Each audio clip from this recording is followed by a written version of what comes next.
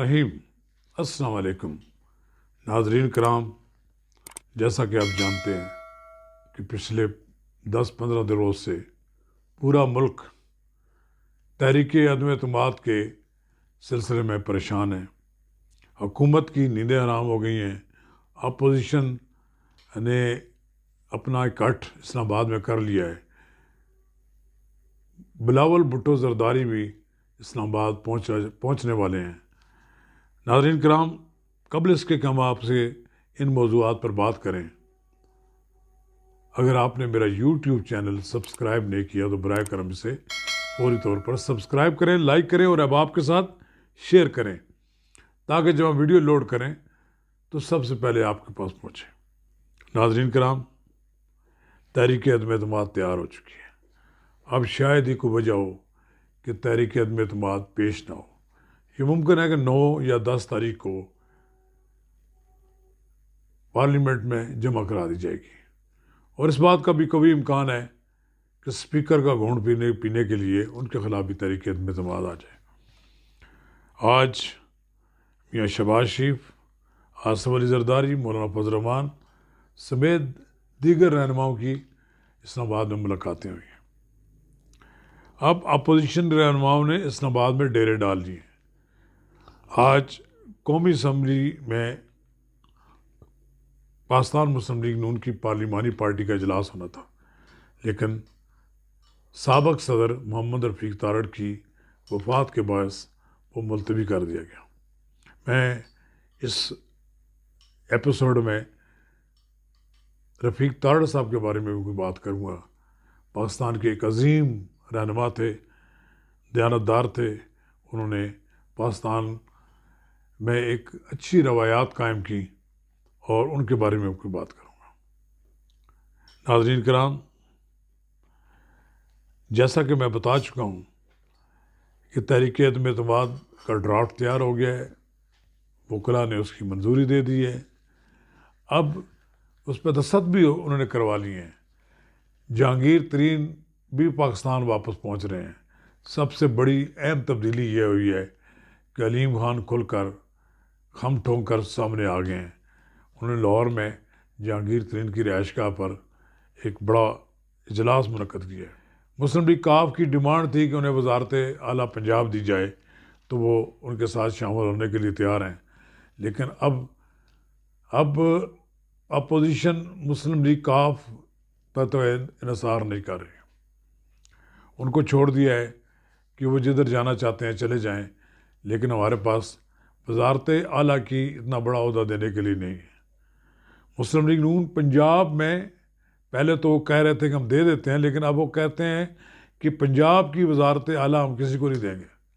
हाँ, अलबत्ता वफाक में पीपल्स पार्टी अपना वज़ीर आज़म ले आए, कोई और जमात ले आए, इवन को मुस्लिम लीग काफ का ही आ जाए, लेकिन वो पंजाब जिस सूबे पे जिस सूबे की उनके पास पावर है, वो किसी और के हवाले करने के लिए तैयार नहीं है। अब रही बात अलीम खान के आने के बाद, खुलकर सूरत हाल सामने आ गई है। एक तरफ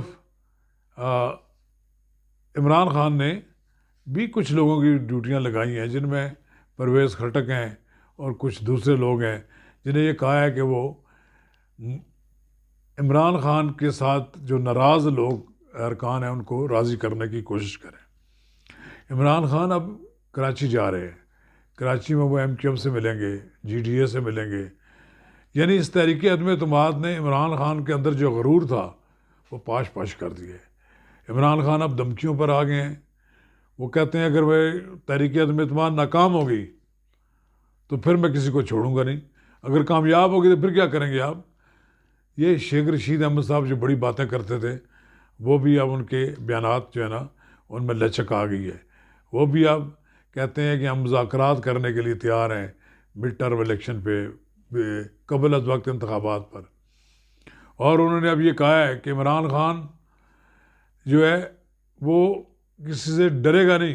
इमरान खान अगर ये तहरीक अदम एतमाद नाकाम हो गई तो सबसे अपना हिसाब ले लेगा, और अगर कुछ अनहोनी होगी तो फिर भी वो घर में आराम से नहीं बैठेगा। ये तो मालूम है। देखें, ये तो आप कमाल देखें ना कि आसिफ अली जरदारी نواز شریف اور مولانا فضل الرحمان اکٹھے ہو گئے. کل پی ڈی ایم سے الگ ہو گئے تھے پیپلز پارٹی. اب Peoples Party P D M میں کے ساتھ ساتھ چل رہی ہے. اگر یہ اب سوچنے والی بات یہ ہے کہ کیا پی ڈی ایم جو ہے وہ اکیلے کیس چل رہی ہے؟ نہیں، اس میں اب تمام اپوزیشن جماعتیں شامل ہیں. عام نہاد ترجمانوں نے کہ یہ تحریک عدم اعتماد جو ہے اس کے پیچھے غیر ملکی ایجنڈا شامل ہے. یہ آج کی بات نہیں ہے، یہ تو پچھلے سال سے لگے ہوئے ہیں، اس سے پہلے بھی لگے ہوئے ہیں. اب یہ میچیور ہوتے ہوتے اب اس پوزیشن میں آ گئی ہیں کہ جناب ان کے خلاف تحریک عدم اعتماد پیش کریں. کیا یہ امریکی صدر کے ساتھ ان کی لڑائی کی وجہ سے پیش ہو رہی ہے کہ کیا یہ روس کی طرف جناب یہ پھیرے ڈالنے لگے ہیں تو اس وجہ سے ان کے خلاف تحریک عدم اعتماد آ رہی ہے؟ تحریک عدم اعتماد کیا ہے؟ 10 ارکان ہیں، 10 ارکان جو ادھر ہو جائیں تو عمران خان کی چھٹی ہو جاتی ہے اور ادھر ہو جائیں تو عمران خان بچ جاتے ہیں.